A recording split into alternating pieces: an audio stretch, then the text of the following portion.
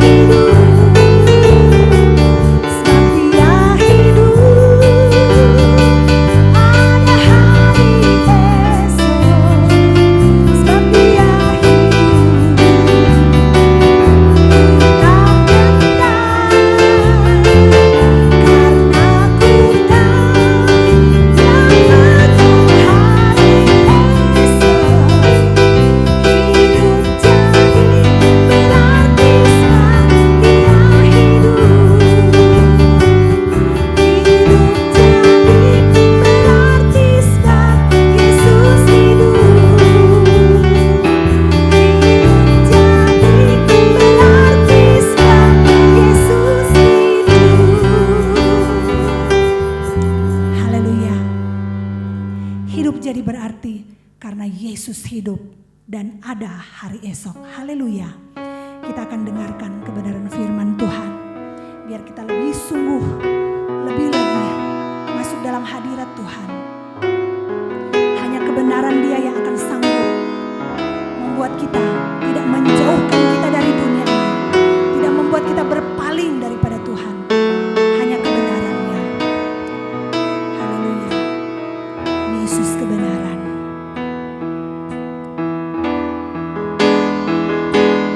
Yesus kau kebenaran.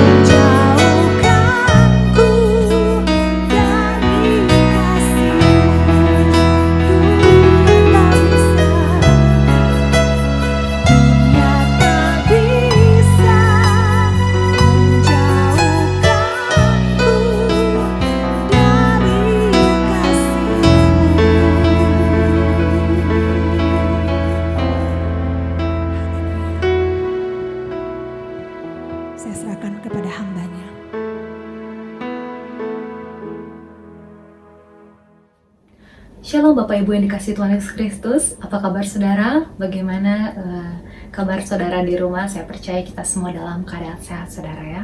Saudara, kita akan mendengar firman Tuhan. Mari sebelumnya kita berdoa terlebih dahulu.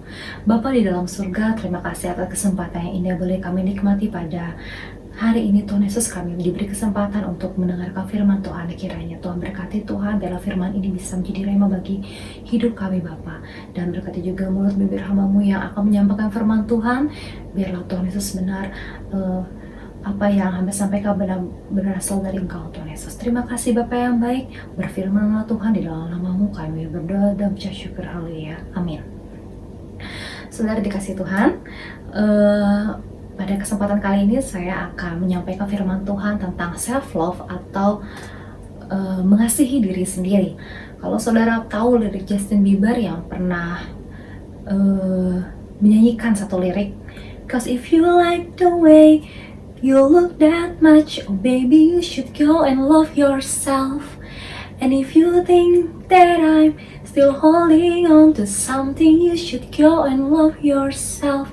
Ya, saudara, siapa di antara kita yang tidak kenal dengan lirik lagu yang hits di kalangan anak muda ini? Jadi lagu ini dinyanyikan oleh Justin Bieber, saudara, dengan judul lagu Love Yourself. Lagu yang menceritakan tentang seorang pria yang memutuskan hubungan percintaan dengan pacarnya. Si wanita merasa bahwa si pria ini masih mencintai pacarnya itu, akan tetapi si pria memutuskan hubungan dengan wanita ini karena wanita ini terlalu posesif. Jadi si pria merasa pergaulannya itu dibatasi oleh si wanita. Karena itu ia mendorong agar si wanita pergi dan belajar untuk mengasihi dirinya sendiri. Nah, begitulah arti kurang lebih lirik dari lagu Love Yourself yang dinyanyikan Justin Bieber ini.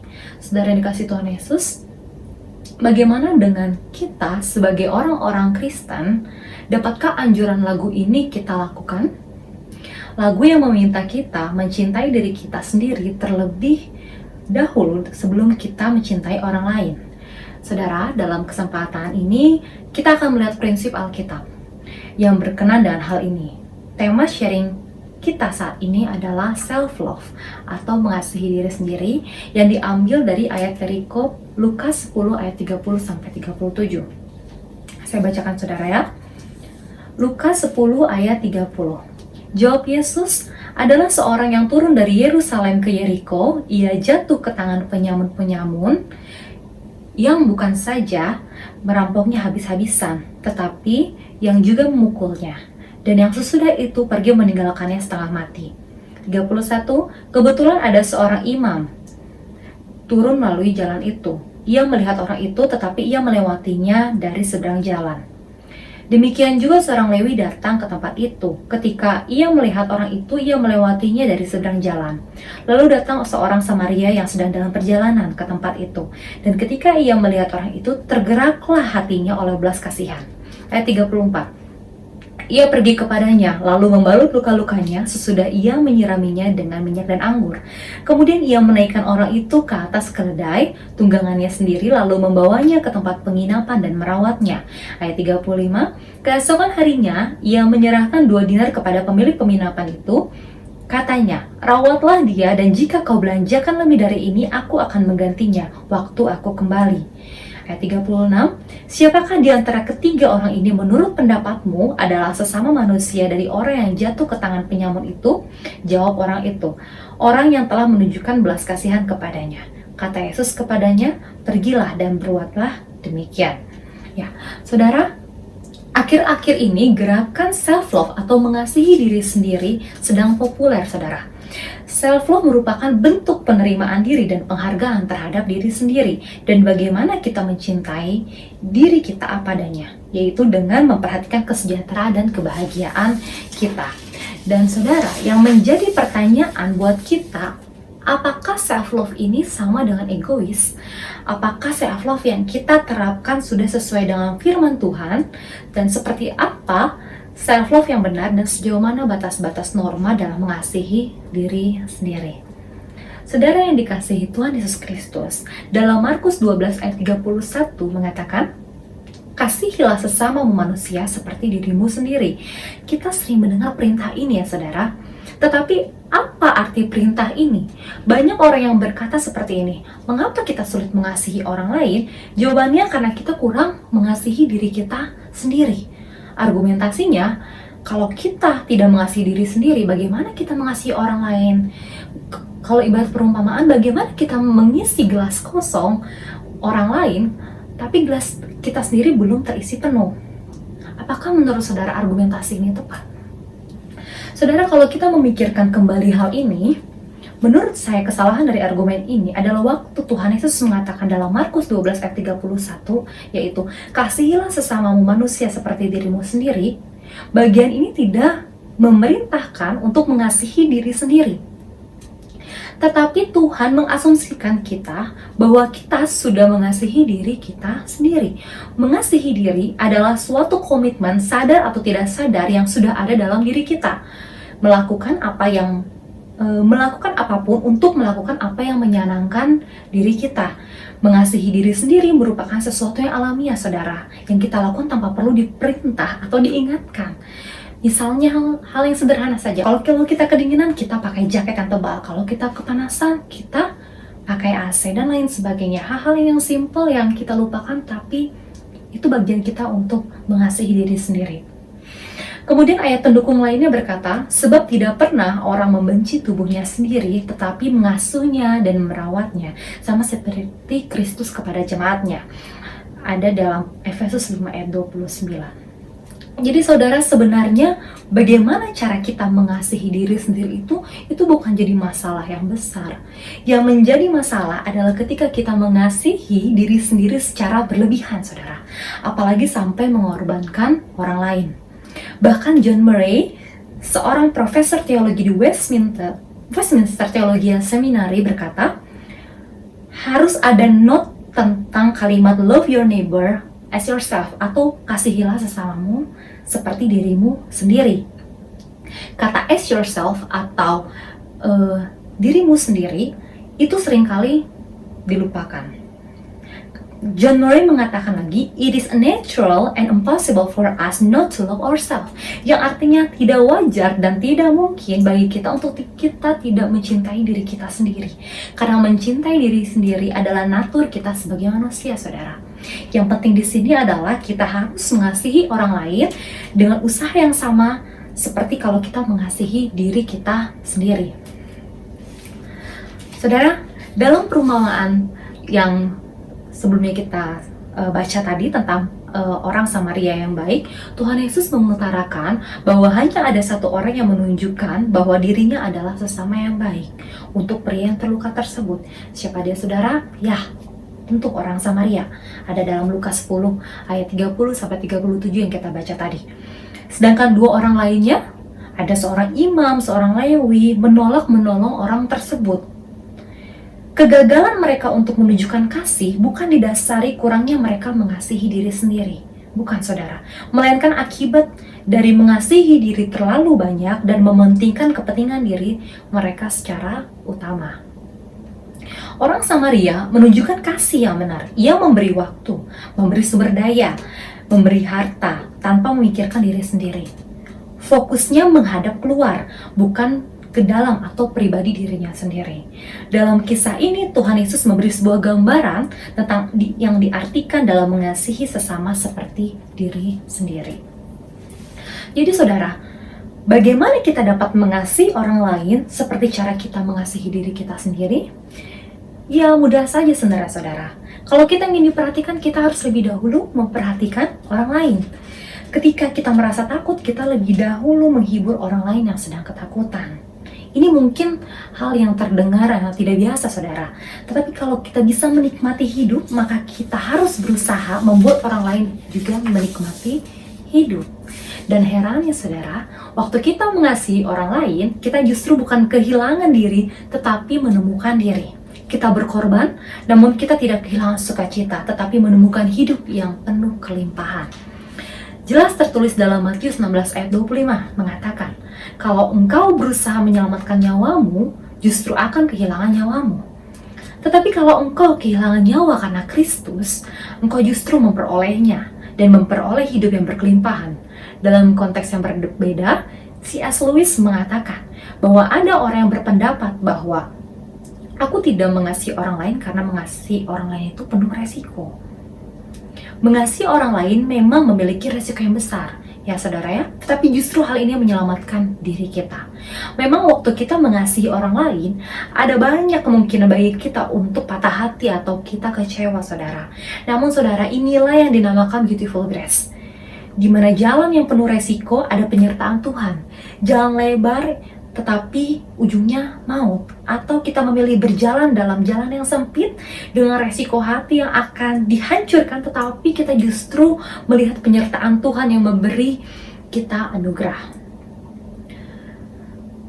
Saudara, meskipun kita kerap disakiti oleh orang lain, sebenarnya sikap mengasihi diri sendiri ini tetap ada dalam diri kita. Seperti yang saya katakan sebelumnya, kita hanya tidak menyadari karena tertutupi dengan perasaan kecewa, rendah diri, atau minder, saudara, yang membuat kita larut dalam permainan emosi kita sendiri. Lalu, bagaimana cara kita menghadapi emosi kita? Bagaimana, saudara? Caranya adalah kontrol apa yang menjadi kita kontrol, tentu dengan pimpinan Roh Kudus. Apa yang sepenuhnya di bawah kontrol kita? Ada 4 hal di bawah kontrol kita. Yang pertama, pikiran, perkataan, perasaan, dan perbuatan. Sayangnya, seringkali kita menyerahkan 4 hal ini ke tangan orang lain. Parahnya, di zaman sekarang kita berada di era toxic people atau orang-orang yang memiliki pengaruh negatif dalam hidup kita. Kita jadi tidak bisa take control atau mengendalikan hati kita sendiri tanpa melibatkan Tuhan. Kita akan terbawa arus dunia sehingga kita mudah stres dan overthinking, saudara. Jadi bisa dibilang stres itu apa sih, saudara? Kita bisa buat persentase seperti ini. Dari 100% stres yang kita alami, 10% adalah real problem atau masalah yang kita alami, dan 90%-nya bisa dikatakan adalah people atau pendapat-pendapat orang atau omongan-omongan orang yang negatif mengenai kita. Kita kadang takut gitu mendengar pendapat orang lain dibandingkan masalah yang kita hadapi itu sendiri. Kalau kita sayang dengan diri kita sendiri, kita harus minta pimpinan Roh Kudus, saudara, agar kita bisa belajar untuk mengontrol 4 hal tadi. Apa, saudara? Pikiran, perasaan, perkataan, dan perbuatan. Ini hal yang kita miliki, tidak bisa orang lain untuk take control atau mengambil alih hal ini dari diri kita. Jadi, hidup kita milik Tuhan. Berjalanlah menurut arahan firman Tuhan, saudara, dan biarkan Tuhan yang mengambil alih atas pribadi kita dan bukan orang lain. Saudara yang dikasihi Tuhan, kasih sebagaimana yang diulas Alkitab sangat berbeda dibandingkan dengan cara dunia mengartikan kasih, saudara. Kasih Alkitabiah tidak mempedulikan diri dan tanpa pamrih, sedangkan kasih dunia dikenal oleh keegoisan.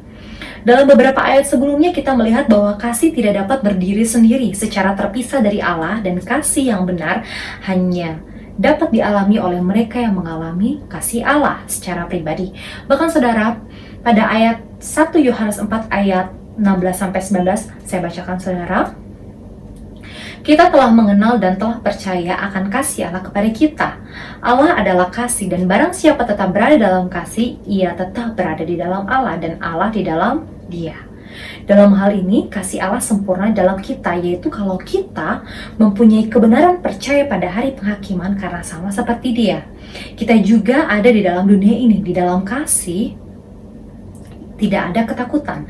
Kasih yang sempurna melenyapkan ketakutan, sebab ketakutan mengandung hukuman, dan barang siapa takut, ia tidak sempurna dalam kasih. Kita mengasihi karena Allah lebih dahulu mengasihi kita. Ya, saudara yang dikasihi Tuhan Yesus Kristus, seperti pada ayat utama kita, pada Markus 12 ayat 30-31 mengatakan, kasihilah Tuhan Allahmu dengan segenap hatimu, dan dengan segenap jiwamu, dan dengan segenap akal budimu, dan dengan segenap kekuatanmu. Dan hukum yang kedua ialah kasihilah sesama manusia seperti dirimu sendiri. Tidak ada hukum lain yang lebih utama daripada kedua hukum ini. Hukum yang kedua tentang mengasihi sesama ini tentu tidak boleh mengabaikan hukum pertama, saudara, yaitu apa? Kasihilah Tuhan Allahmu. Karena yang menjadi alasan utama bagi orang percaya mengapa kita harus mengasihi orang lain adalah karena kita mengasihi Allah. Dan yang harus kita ingat, yang menjadi dasar kita mengasihi orang lain karena Tuhan Yesus telah lebih dahulu mengasihi kita. Jadi saudara, pernyataan kasihilah sesamamu manusia seperti dirimu sendiri bukanlah perintah untuk mengasihi diri sendiri. Karena memang hal yang normal dan untuk kita mementingkan dan mengasihi diri sendiri. Perintah mengasihi sesama seperti mengasihi diri sendiri pada dasarnya sedang menghimbau kita untuk memperlakukan orang lain dengan cara yang sama di mana kita memperlakukan diri kita sendiri. Firman Tuhan tidak memerintahkan kita untuk mengasihi diri sendiri, tetapi mengasumsikan kita sudah mengasihi diri kita sendiri. Faktanya ialah bahwa manusia yang belum lahir baru mengasihi dirinya terlalu banyak dan disitulah masalahnya. Lantas saudara, bolehkah kita mengasihi diri? Dan bagaimana cara yang tepat untuk mengasihi diri sendiri? Saudara, tentu dengan apa yang kita bahas sejauh ini, kita tidak mengartikan semua ini dengan maksud mengabaikan diri kita sendiri, saudara. Dan tentu saja kita dapat mengasihi diri sendiri, namun dalam batas yang wajar. Kita mengajarkan bahwa kita diciptakan sesuai rupa Allah. Dan fakta itu sendiri memberi kita nilai yang sangat besar. Pandangan Alkitab yang seimbang adalah bahwa kita merupakan ciptaan unik Allah, dikasihi Allah meskipun berdosa dan diselamatkan oleh Kristus. Sebegitu berharganya kita di mata Tuhan, saudara, sehingga tidak ada alasan baik kita untuk tidak menghargai diri kita sendiri atau kita harus merasa rendah diri. Kita berharga, saudara, di mata Tuhan. Jadi saudara, bisa dikatakan tidak ada orang yang tidak mencintai dirinya sendiri. Yang ada hanyalah orang-orang yang kurang menghargai hidup yang Tuhan telah berikan karena adanya rasa rendah diri. Rasa rendah diri sendiri menurut KBBI adalah perasaan bahwa seseorang lebih rendah dibandingkan orang lain. Atau dan rendah hati dan rendah diri adalah dua hal yang berbeda, saudara. Kalau rendah hati ini perbuatan tidak sombong, sedangkan rendah diri adalah dosa. Kurang menghargai diri sendiri juga membuat kita suka membandingkan diri kita dengan orang lain, tidak nyaman dengan penampilan dan rupa diri sendiri, atau mencari rasa aman di tempat yang salah. Lantas, saudara, bagaimana cara kita menghargai diri sendiri? Menghargai diri sendiri akan menentukan kehidupan kita, dalam menentukan kegiatan kita, serta cara pikir dan prioritas kita. Menyayangi diri dimulai dengan aktivitas sehari-hari. Contohnya seperti apa? Saya memberikan poin-poin di sini bagaimana aplikasi kita dalam kehidupan kita sehari-hari. Yang pertama adalah dengan kita merawat diri sendiri. Dengan kita merawat diri sendiri, saudara, kepercayaan diri kita dapat tumbuh. Penampilan diri yang prima sehingga menghindarkan kita dari sikap yang minder, karena mengetahui bahwa penampilan layak dilihat. Lalu, bagaimana cara kita merawat diri sendiri? Yang pertama, dengan mandi, tentu saudara. Meski di rumah aja saat ini kita harus tetap mandi untuk menjaga kesehatan kita. Kemudian bercukur, lalu menjaga kebersihan diri agar selalu bersih, rapi, dan wangi. Kemudian tidur cukup, karena memberi tubuh kita istirahat yang layak adalah salah satu bentuk dari self-love atau mengasihi diri. Kemudian yang ketiga, mengkonsumsi makanan dan minuman yang sehat, serta rajin berolahraga. Saudara, kadang-kadang kita lupa apa yang kita santap akan mempengaruhi kesehatan kita, saudara. Saya tidak berbicara karena saya juga bukan spesialis ahli gizi, saudara, tapi saya mau sama-sama diingatkan kembali, apalagi kalau kita memiliki penyakit seperti kolesterol atau hipertensi, tetapi kalau kita tetap tidak mengontrol konsumsi makanan dan minuman yang menjadi pemicunya, berarti kita tidak sayang diri kita sendiri. Mereka yang punya kebiasaan minuman keras dan mengkonsumsi obat-obat terlarang juga tidak memiliki self-love. Umumnya orang yang kecanduan zat adiktif tidak akan jauh dari tindak kekerasan. Bahkan terhadap orang terdekat mereka, mereka dapat melakukan kekerasan. Orang yang menghargai orang lain, saudara, sudah pasti menghargai dirinya sendiri. Pola hidup yang sehat adalah bagian dari disiplin iman. Jadi saudara, kita harus memiliki kendali atas makanan dan minuman yang masuk dalam tubuh kita yang merupakan bait Allah sendiri. Jelas tertulis di Alkitab pada 1 Korintus 6 ayat 19. Bahkan dalam 1 Korintus 6 ayat 12 dikatakan, segala sesuatu halal bagiku, tetapi bukan semuanya berguna. Segala sesuatu halal bagiku, tetapi aku tidak membiarkan diriku diperhamba oleh suatu apapun. Kemudian yang kedua adalah membangun hubungan yang positif. Ya, tentu kita harus mengelilingi diri kita dengan orang-orang yang berpikiran positif dan jauhkan diri kita dari toxic people atau orang-orang yang membawa pengaruh negatif dalam kehidupan kita. Ikuti kegiatan yang memperkaya kualitas diri. Bergabung dengan komunitas yang dapat membantu kita menjadi pribadi yang lebih baik dalam Tuhan. Kalau di gereja ada kaum wanita atau mungkin ada youth segala macam, baik komunitas-komunitas untuk sharing Alkitab segala macam, itu kita harus ikutin seperti itu. Yang bagaimana komunitas yang membawa kita semakin dekat kepada Tuhan. Jangan pertahankan hubungan tidak sehat dengan orang-orang yang selalu mencari-cari kesalahan, berpikir negatif, atau membuat kita merasa layak diperlakukan buruk. Dan yang ketiga adalah meluangkan waktu untuk kebutuhan batinia. Ini penting, saudara. Di dalam hidup akan ada titik di mana kita merasa jenuh, lelah, dan suntuk. Apalagi tengah masa pandemi seperti ini, mungkin setiap kita ada yang sudah dan sedang melewati saat ini. Saat seperti ini, kita boleh sih memberi waktu untuk diri sendiri, seperti me time atau melakukan hobi kita secara pribadi, entah itu membaca buku, menonton TV, atau video call dengan teman-teman kita, saudara-saudara kita, atau berolahraga dan lain-lain. Kegiatan yang memanjakan diri itu baik, namun jangan melupakan hal yang lebih penting daripada itu, saudara, yaitu mengisi kekosongan batin kita. Pada ayat Mazmur 16 ayat 11 berkata, Engkau memberitahukan kepadaku jalan kehidupan. Di hadapanmu ada sukacita berlimpah-limpah. Di tangan kananmu ada nikmat senantiasa. Jadi saudara, sisihkan waktu untuk mencukupi kebutuhan rohani kita, seperti beribadah, berdoa, membaca dan mendalami firman Tuhan, serta terlibat dalam kegiatan komunitas yang dapat membangun iman kita. Ingatlah saudara, bahwa sukacita yang berlimpah hanya kita dapat peroleh di dalam Tuhan. Ya. Namun saudara, mencintai diri sendiri secara berlebihan juga tidak sama baiknya dengan kurang mencintai diri. Dampaknya antara lain, ya, egois dan tidak pernah puas. Jadi, saudara, balik lagi pertanyaan di awal. Apakah self-love ini sama dengan egoisme? Tentu tidak, saudara ya. Orang yang egois tidak dapat mengasihi orang lain, terlebih dia mengasihi Tuhan. Tetapi orang yang mengasihi orang lain terlebih dahulu sudah dipastikan ia mencintai dirinya sendiri. Tetapi self-love yang berlebihan dan berpusat pada dirinya sendiri akan membuat kita egois. Kita tidak peduli pada orang lain. Semuanya hanya berpusat tentang kita. Kita takut tidak punya waktu untuk diri sendiri. Saat kita ditantang untuk mengasihi Tuhan dengan melakukan saat teduh, kita tidak mau. Kita takut diberi beban mengasihi dan memedulikan sesama, menolak melayani atau membantu orang lain jika tidak ada untungnya bagi kita. Hal lainnya lagi, kita mungkin senang bisa memperoleh segala keinginan dengan mudah.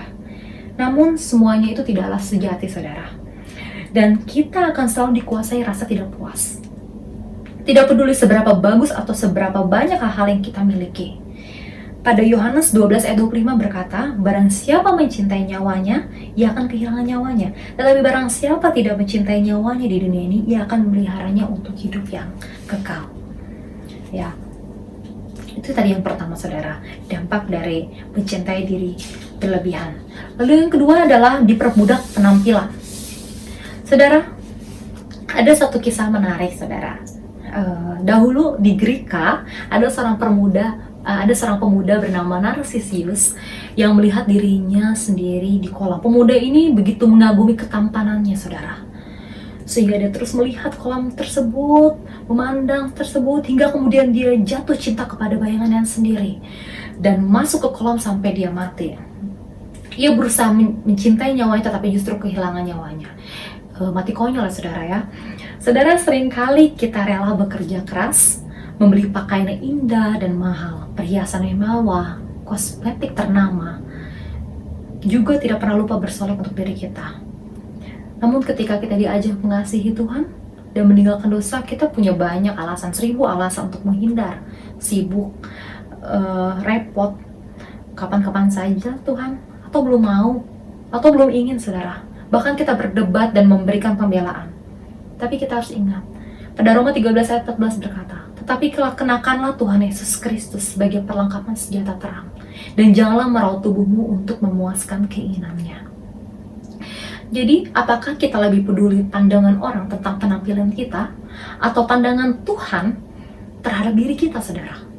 Kalau jawabannya kita lebih peduli pandangan orang tentang diri kita, berarti self-love kita terapkan ini masih salah.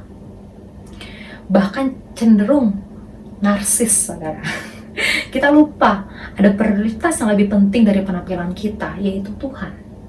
Mari kita praktekkan self-love atau mengasihi diri dalam batas-batas yang wajar dan yang terpenting sesuai dengan firman Tuhan. Ayat pendukung lainnya pada 1 Korintus 6 ayat 20 berkata, sebab kamu telah dibeli dan harganya telah lunas, karena itu muliakanlah Allah dengan tubuhmu. Sebagai penutup, saudara, mengasihi orang lain didasari oleh kasih Allah kepada kita di dalam Kristus. Sebagai respon terhadap kasih Allah ini, kita membagikannya kepada sesama di sekitar kita dengan cara kita mengasihi mereka.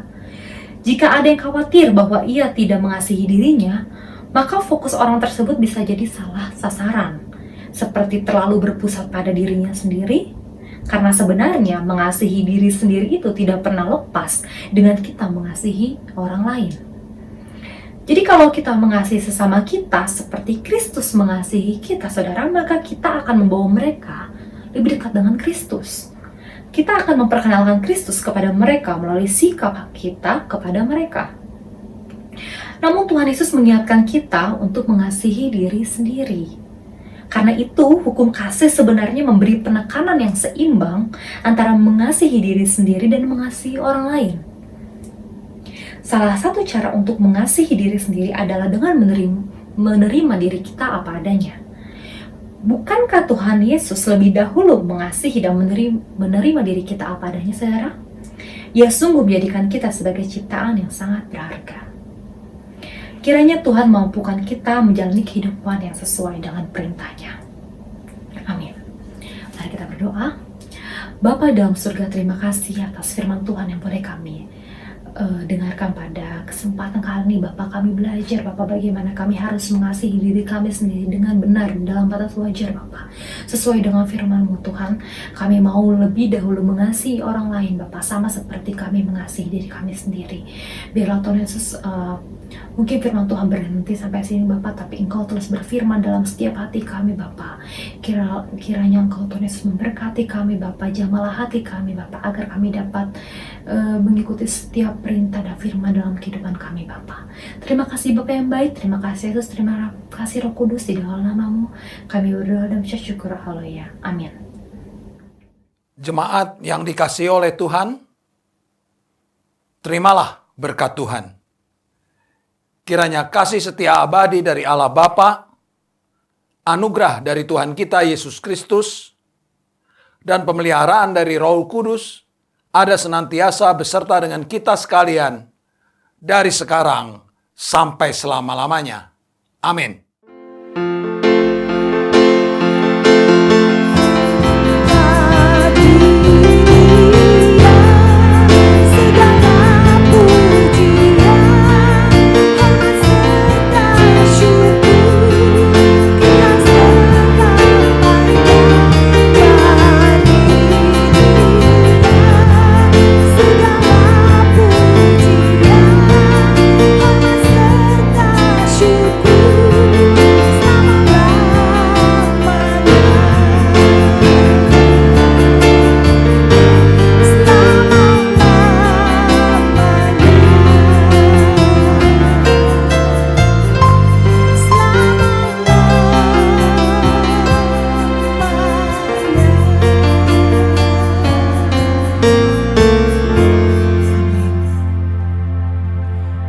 Ibadah sudah selesai.